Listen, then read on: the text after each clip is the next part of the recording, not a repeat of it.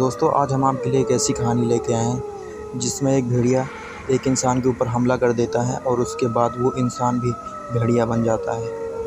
तो चलिए कहानी की तरफ चलते हैं। ये कहानी आयरलैंड की है। आयरलैंड में एक छोटा सा गांव होता है जो बहुत ही खूबसूरत और प्यारा सा होता है। वो गांव पहाड़ों के बीच में बसा हुआ होता है।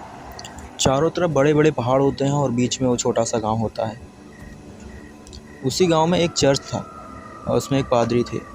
उस गांव के लोग काफ़ी हंसी खुशी रहा करते थे, लेकिन एक दिन ऐसा कुछ हो जाता है जिसके बाद उस गांव के ऊपर मौत के काले बादल छा जाते हैं। एक दिन की बात है, उस चर्च का पादरी उस चर्च के काम से ही शहर जा रहा था, लेकिन जो गांव से जो शहर का जो रास्ता था वो काफ़ी ऊबड़ खाबड़ था और काफ़ी लंबी यात्रा करनी थी उस पादरी को।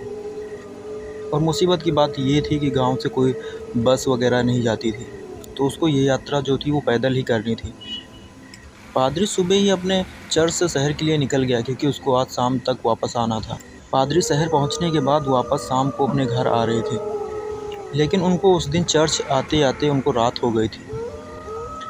उस दिन उनको काफ़ी रात हो गई थी और पैदल चलते हुए थक भी गए थे, तो उन्होंने एक जंगल में कैंप लगाने की सोची, क्योंकि उस गांव से और शहर के बीच में पहाड़ों के बीच में जंगल भी हुआ करते थे। वहाँ पर कोई ज़्यादा साधन नहीं थे उस समय, तो उन्होंने ज़्यादा थकान की वजह से उन्होंने एक जंगल में कैंप लगा लिया और वहीं पर सो गए। पादरी अपने कैंप में सोए ही थे कि लगभग 11 के आसपास की बात है। उन्होंने महसूस किया कि उनके टेंट के ऊपर कोई अपने पंजों से खुरच रहा है। ये सुनकर उनकी आंखें खुल गई और उन्होंने ये देखने के लिए अपनी कैंप से बाहर निकल आए। जैसे ही वो अपने कैंप से बाहर निकलते हैं तभी वो देखते हैं कि एक भेड़िया उनके टेंट के ऊपर स्क्रैच कर रहा था। वो भेड़िया पादरी को देखते ही उनके ऊपर हमला कर देता है और पादरी को बुरी तरीके से घायल कर देता है। पादरी अब मरने के लास्ट स्टेज पे थे कि तभी भेड़िया उनसे दूर जाकर खड़ा हो गया, क्योंकि पादरी के गले का जो क्रॉस था वो बाहर आ गया था और उस चीज़ को भेड़िया देखकर उनसे दूर भाग गया था। भेड़िया दूर खड़ा होकर उस पादरी को देख ही रहा था। पादरी अब बेहोशी की हालत में थे। कुछ देर भेड़िया वहीं पर खड़ा होकर पादरी को देख रहा था। जब उसको लगा कि पादरी शायद अब मर गया है तो वो भेड़िया वहाँ से चला जाता है। सुबह होती ही तो कुछ गांव के लोग उस पादरी को जंगल में बेहोश पाते हैं और उसे ले जाकर उसका इलाज करते हैं। कुछ दिन के बाद पादरी ठीक हो जाता है और फिर अपने गाँव वापस आ जाता है। वो अपने गाँव वालों से भी अपने साथ घटी सारी घटनाओं को बताता है। पादरी ठीक हो जाने के बाद अब और ही मोटिवेशन से अब काम करने लगता है, चर्च को और बड़ा बनाता है और गांव वाले से मिलजुल कर रहने लगता है। अब गांव वालों का भी विश्वास अब उसके ऊपर ज़्यादा हो गया था और अब रोज़ ही चर्च जाने लगे थे। पहले बहुत कम भीड़ हुआ करती थी चर्च में, लेकिन उसी दिन से अब और भी ज़्यादा भीड़ होने लगी चर्च में।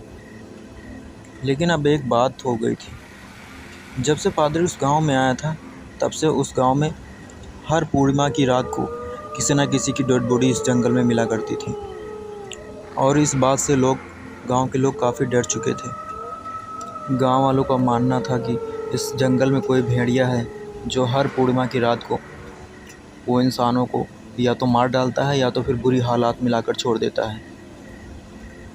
ऐसा ही काफ़ी दिनों तक चलता रहा। लोग इससे बहुत ज़्यादा परेशान हो गए थे। फिर एक दिन लोगों ने गाँव में एक मीटिंग बुलाई और उस मीटिंग में उस भेड़ियों को पकड़ने का उपाय ढूंढा गया। उपाय ढूंढने के बाद उन गांव वालों ने एक बड़ा सा पिंजरा बनाया और गांव की खूबसूरत लड़कियों को ले जाकर एक पेड़ में बांध देते हैं। लड़कियों को बांधने का मतलब ये था कि उस भेड़ियों को अपने पास बुलाना और उस पेड़ के ऊपर उस लोहे के पिंजरे को टांग देते हैं उस भेड़िए को पकड़ने के लिए।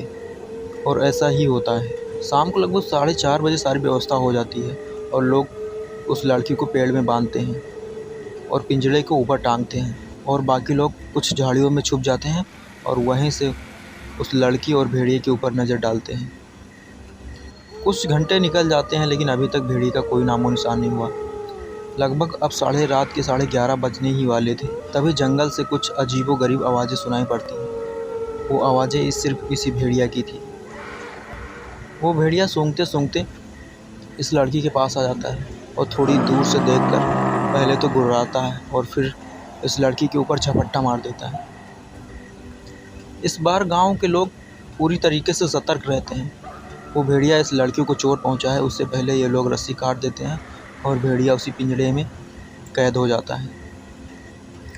ये भेड़िया इतना ताकतवर था कि उस पिंजरे को तोड़ने लगा। फिर लोगों ने लगा कि शायद ये अब पिंजरा तोड़कर भाग जाएगा, तो लोगों ने अपने भाले से और चाकुओं से उसके ऊपर वार कर देते हैं। अगर कुछ देर इसके वार नहीं करते तो ये भेड़िया पक्का इस पिंजरे को तोड़कर भाग जाता। लोगों ने भाले से इस भेड़िए के दिल पे वार कर देते हैं और भेड़िया यहीं पे मर जाता है। उस भेड़िए के मर जाने के बाद थोड़ी देर बाद उसका शरीर धीरे धीरे अब बदल रहा था। लोग उसके चारों तरफ खड़े होकर उसे देख ही रहे थे। थोड़ी देर बाद उसका शरीर एकदम बदल गया, एक इंसानी शरीर जैसा हो गया। ये सब देखकर लोग अपने घुटनों पर गिर जाते हैं और उससे माफ़ी मांगने लगते हैं, क्योंकि उन्होंने एक कत्ल कर दिया था। वो इंसान कोई और नहीं, वो गांव का पादरी था, जो उस भेड़िए के काटने के बाद ये भी मानव भेड़िया बन गया था। ये भेड़िए का श्राप था।